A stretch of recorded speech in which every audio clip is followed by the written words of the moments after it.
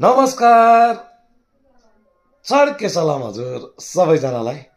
भनिन्छ नि मान्छेको जिन्दगीमा चाहिँ नि मान्छे नै मान्छेलाई बिक हुन्छ भनेदेखि मान्छे नै मान्छेको लागि औषधि पनि हुन्छ अरे क्या। कसैलाई चाहिँ नि कसैलाई देख्दा चाहिँ परैबाट देख्दा त्यस्तो रिस उठ्छ अरे क्या। उसलाई देख्दा यस्तो रिस उठ्छ अरे, ऊ राम्रै मान्छे हुने बिमारी हुन्छ अरे क्या। किनभने उसको मनमा चाहिँ उसको लागि एकदमै नराम्रो सोच र नराम्रो बिहेभ भएकोले गर्दा हुन्छ अरे क्या।